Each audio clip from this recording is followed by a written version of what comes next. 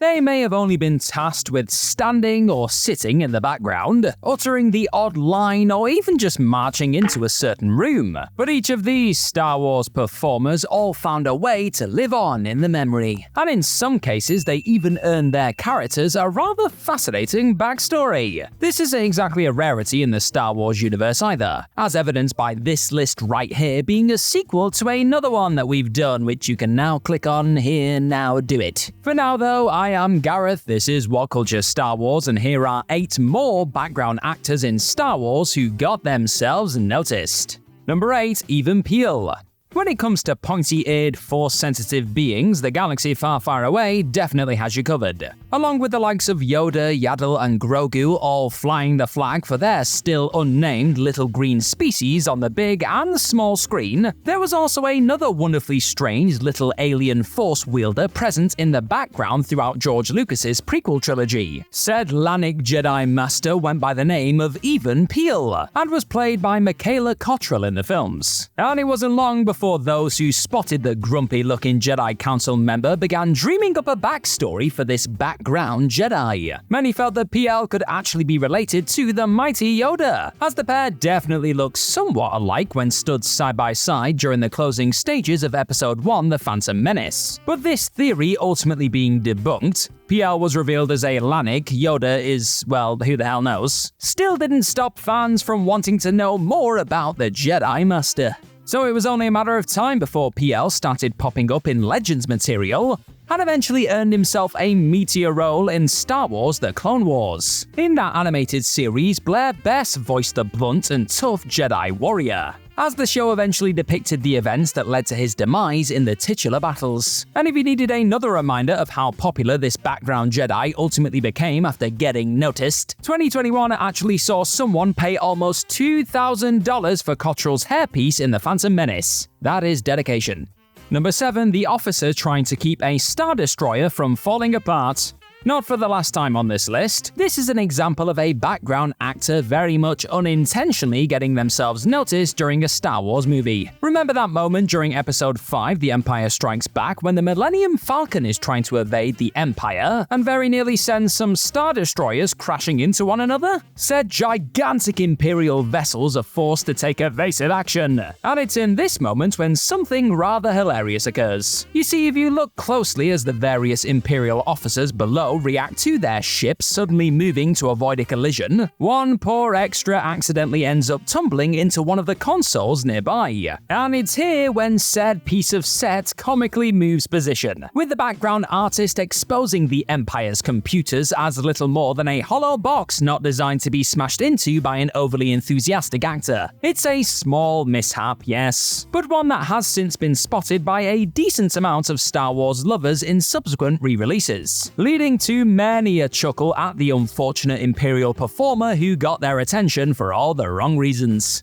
Number 6. The Resistance soldier judging the salt taster on crate. Directing a picture set in this galaxy far, far away comes with its fair share of perks, and one of them could be seen during the final act of Rian Johnson's middle sequel known as Episode 8 The Last Jedi. Coming into that project, Johnson had been done a solid by the man behind the prior entry into the Star Wars big screen canon, Gareth Edwards. The Rogue One, a Star Wars story director, had sneaked Johnson into his own spin-off picture, with the eventual Knives Out creator hiding in plain sight within the Death Star's firing chamber. Yeah, there he is. To repay the favor then, Johnson opted to chuck Edwards into his Star Wars story. Just Star Wars directors helping each other out. But where Johnson couldn't really get himself noticed thanks to the Imperial helmet he was locked inside of, the Rogue One director's mug was hilariously there for all to see, as a Resistance soldier inspects a footprint made by one of his colleagues on the planet of Crate. Edwards can be seen playing an onlooker. He then pulls a rather amusingly disgusted face at the sight of his fellow freedom fighter suddenly tasting the salty ground. It was a fun little beat that simply could not be missed, whether you knew this extra was the bloke behind one of the greatest Star Wars tales of the Disney era or not. So not only do Star Wars directors get to live in this galaxy for a while when directing their movie, they even appear in the films themselves every now and then. What a life, eh? And while on the subject of Crate, there's obviously a big old battle that goes down on that planet. So I want to know right now in the comments section down below, what is your favorite battle in all of Star Wars? Now back to the video. Number 5, Davin Felth. While perhaps not the most famous background stormtrooper of all time, oh we will get there, this Imperial soldier seen wandering around the desert world of Tatooine still remarkably found a way to linger in folks' minds. Perhaps it was just the enthusiasm on show when he delivered the iconic line of "Look sir, droids" when searching for R2-D2 and C-3PO, or possibly the way his armor had been charmingly scuffed and dirtied by his time serving as a trooper of the Empire. Either way, this Stormtrooper just felt different when watching that first trip to the galaxy far, far away. And those wanting to know a little more about the dude who discovered the O-ring that had fallen off 3PO's body were eventually in luck. Within the Legends continuity, it would ultimately be revealed in the When the Desert Wind Turns the Stormtrooper's Tale short story by Doug Beeson that this soldier known as Davin Felth was actually responsible for discovering the mighty AT-AT's all-important weakness. That being, if he could get cables around their legs, these walkers were done for. He was then sent off to Tatooine after revealing this discovery to his superiors, with the Empire seemingly looking to hide this design flaw.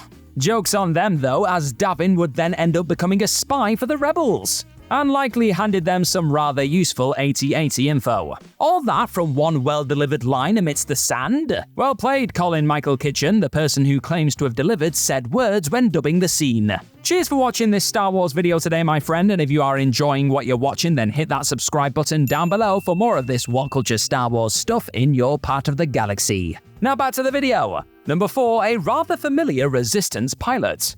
Cameos are nothing new in the galaxy far, far away. Even before the Disney era opened the celebrity floodgates, George Lucas himself found a way to wander into the prequels. But there's no arguing that the sequel trilogy in particular dialed the cameos up to 11, baby, with each and every one of those films boasting a number of famous faces and voices if you were looking/listening hard enough. In some cases, though, it wasn't all that hard to catch a famous face sharing the screen with a Star Wars icon. Take the celebrations scene at the end of Episode 9, The Rise of Skywalker on Argent Kloss. The Resistance are shown cheering and embracing in the wake of taking down the Emperor and his Sith army on Exegol. And in a moment that is guaranteed to snap just about any musical theatre lover right out of the uplifting ending to a rather divisive final Skywalker saga chapter, none other than Lin-Manuel Miranda is then randomly seen playing a Resistance pilot. The mind behind the smash hit Hamilton musical hugs a fellow ship flyer, as Chewbacca and Rose Tico simultaneously embrace one another.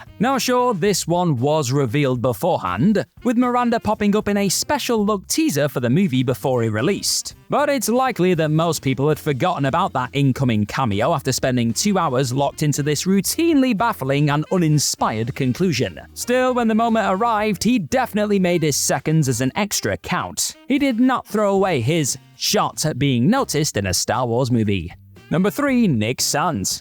Now this one is quite unique. While it's still not technically been 100% confirmed at time of recording, it is believed by many that the white-bearded rebel soldier found taking the fight to the Empire on the forest moon of Endor is actually someone Star Wars The Clone Wars and Rebels lovers know all too well. For years, fans of Episode 6 Return of the Jedi just assumed this older gentleman was little more than your standard rebel fighter, doing his bit to bring down the forces of evil in the galaxy. However, as the aforementioned animated shows continued airing, fans started to look a little closer at the character played by Elle Burner. Strangely enough, this Nick Sant looked a lot like the one-time right-hand man of Anakin Skywalker within his 501st Legion of clone troopers, that being Captain Rex. Dave Filoni, one of the creators of both the Clone Wars and Rebels, was clearly intrigued by this bearded warrior, and even confessed later down the road at the Rebels Season 2 premiere that he felt it was Rex at the Battle of Endor. Why else would you have an old guy there? In the end though, Filoni was reluctant to fully make this part of the new canon, instead just noting to IGN that Rex was very much present on Endor without officially confirming he was Sant. He wanted to leave that open to fans. In other words, if you want to believe that Rex is helping Han Solo, Leia Organa, and the Ewoks kick some Stormtrooper ass here, or if you don't want to believe that, well then you do you.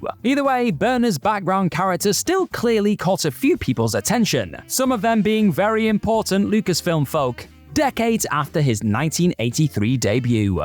Number 2. Wolf Yularen. Showing up for the very first time during 1977's Star Wars, Robert Clark's Colonel Wolf Yularen, who was eventually named in Decipher's Star Wars customizable card game after the film released, could be found seated during the infamous meeting which sees Darth Vader force-choking an Imperial Admiral in front of Grand Moff Tarkin. You know the one. Right away, fans were fascinated by the only person in that room wearing a white uniform. What did this mean? Well, as it turned out, this was actually an outfit worn by members of the Imperial Security Bureau, something which would eventually be explored in future Star Wars projects. This intriguing background Imperial figure certainly got the attention of not only fans, but the folks bringing the Star Wars The Clone Wars movie to the big screen. After appearing in that animated film, Yularen would go on to become a popular recurring character in the subsequent animated series. That show gave fans a look at his life during the time of the Galactic Republic, where he actually served as an admiral alongside the likes of Jedi generals Anakin Skywalker and Obi-Wan Kenobi. This one-time background colonel and eventual ally of Grand Admiral Thrawn, one who just so happened to be Thrawn trilogy author Timothy Zahn's favorite background character, would then ultimately pop up in Rebels, Andor, and even Zahn's 2017 canon Thrawn book in the years that followed. Clark's character may have only had about a minute of overall screen time in Episode 4 A New Hope, but those seconds were enough to get him noticed, baby, and planted a seed that would grow into a surprisingly important Star Wars character. And number 1, Bonked on the Head Stormtrooper. Look, how could What Culture get through 2 of these lists without saluting one of the greatest background characters of all time? It'd just be wrong. Once again, unintentionally highlighting how incompetent the Empire's forces were on screen, one unfortunate stormtrooper's head accidentally collided with the door above them, and the rest was hilarious history. It's now become an adored part of the Star Wars experience, and one of those wonderful, unplanned moments fans of that first film now cheer just as much as the visual of Luke blowing up the damn Death Star. But not only did actor Laurie Good, the person reportedly in that suit on the day, unexpectedly immortalize themselves with this background botch, they also very nearly had another kind of accident on the day. According to Good, he was suffering from an upset stomach while shooting and had been in and out of the bathroom. Yep, could have gone very wrong this. Then, during the 4th take of that now legendary scene, and as his stomach rumbled, his head suddenly collided with the door as the troopers arrived in the control room. But with no one shouting cut, Good just assumed the shot wasn't wide enough to include his mistake. Oh, how wrong he was. At least he didn't crap himself though. And rather than just ignoring this very obvious error, George Lucas would later add a little sound effect to the smack in its 2004 re-release, and even pay tribute to it with a Jango Fett head bonk in Episode 2 Attack of the Clones. Good may not have meant to get himself noticed, but that doesn't change the fact that his bonked trooper has since become a cherished, silly part of this galaxy far, far away.